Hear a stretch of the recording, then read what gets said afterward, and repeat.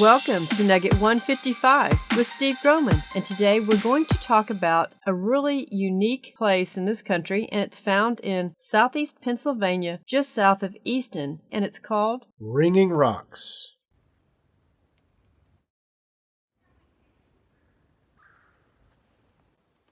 Well, here we are again at Ringing Rocks in Pennsylvania. Ringing Rocks Park. Consists of 128 acres. And here's a little bit of information about Ringing Rocks from the Wikipedia. You want to read that for us? Sure. Ringing rocks, also known as sonorous rocks or lithophonic rocks, are rocks that resonate like a bell when struck, such as the musical stones of Skiddaw in the English Lake District. The stones in Ringing Rocks Park in Upper Black Eddy, Bucks County, Pennsylvania, the Ringing Rocks of Peandra, New South Wales, and the Bell Rock Range of Western Australia. Ringing rocks are used in idiophonic musical instruments called lithophones. These boulder fields in southeastern Pennsylvania and central New Jersey formed from a group of diabase sills in Newark Basin. The sills were formed when stretching of the Earth's crust allowed mafic magma to travel up from the upper mantle, inject into the sedimentary basin 200 million years ago, early Jurassic period. Okay, what do you have to say about that sentence? Or sentence or two, I guess.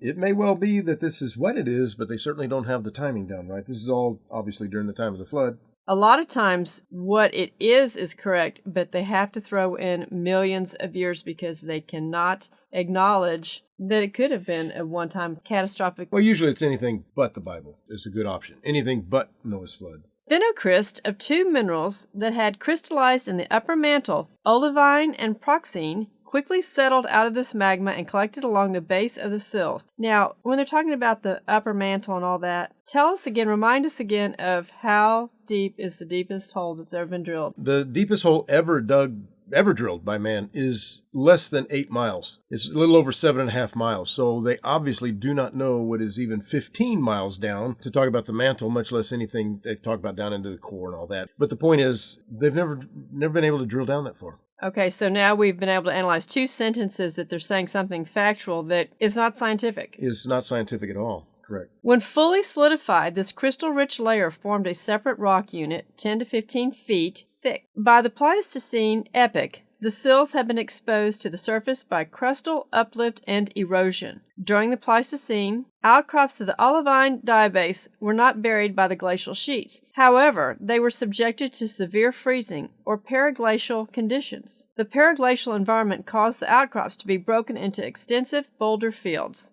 I mean, it's possible, but there's no way to know that for sure. Obviously, there were glaciers in that region, no question about that, and there's evidence that glacial activity was there. But how and what, if the glaciers are actually what broke this thing up to make these stones, that's a guess. I mean, I would just as well likely say that it was at the time of the fountains of the Great Deep breaking up, and all this is taking place at the same time, incredible hot, incredible cold coming together, they're probably just breaking them. There's no way to know for sure how it all happened. However, it is a neat place to be there, and they are crystal-rich stones. That part is true. And in this Wikipedia article, they show a map of the Ringing Rock boulder fields.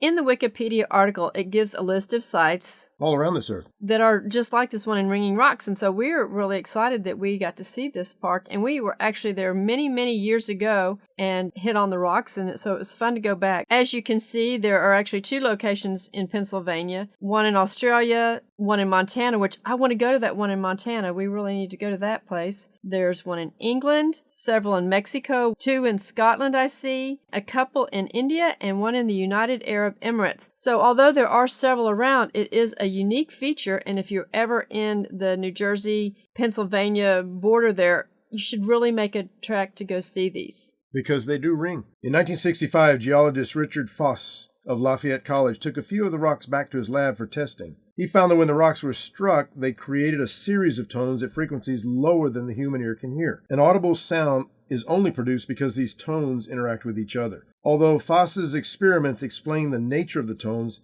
they did not identify the specific physical mechanisms in the rock which made them. I find this article interesting for several reasons, one of which is while I was tapping on some of these things with a hammer, I did notice that depending on how they were on top of each other, how these stones were on each other, affected how the tones were actually able to be heard, how well they were able to be heard. So it's rather interesting, to say the least. It's just really a neat place. And again, they don't have specific information on the mechanism, but we all know that the Bible says that even the rocks will cry out if we don't. And these rocks definitely do that. Yes, they do. It's really awesome. neat. We should do another nugget and play some of them for them. Yes, I think we will. I think in our next nugget, we will actually play several of Steve's tunes that he did when he was striking these rocks. It's a really nice park. Even though it was still wintertime up here, we enjoyed walking the loop trail to the creek and also to the falls. The 20-foot Falls Creek Waterfall is Bucks County's largest waterfall. The area of the falls is where the geologic contact between diabase and underlying Triassic shales is exposed. Ringing Rocks Park is located in the Kaufman Hill Conservation Landscape, which has over 6,000 acres of interior forest.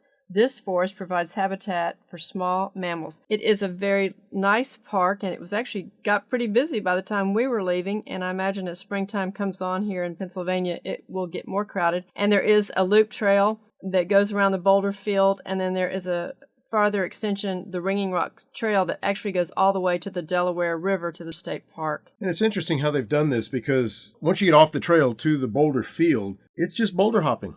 You just go wherever you want to go and tap on whatever you want to tap on. Yeah, and I'm glad you mentioned that, because they mentioned that also on the board up front, the kiosk, that be sure to wear sturdy shoes. Sturdy shoes, and pay attention to the young ones. Right, I couldn't wear my flip-flops here. No. Well, I could have. I just would have been less sure-footed. Then they have some of these rocks you can see the erosion potholes in. A lot of the rocks have the white markings, and that's where you can see that people have been beating on them. And there were several different families out there with the hammers in tow while they were frog hopping. We were creating a symphony. Yes. I want to tell you, first off, I did not write my name on this rock. It was already there.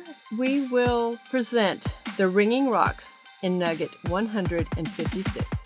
That'd be nice. All right, well, thank you.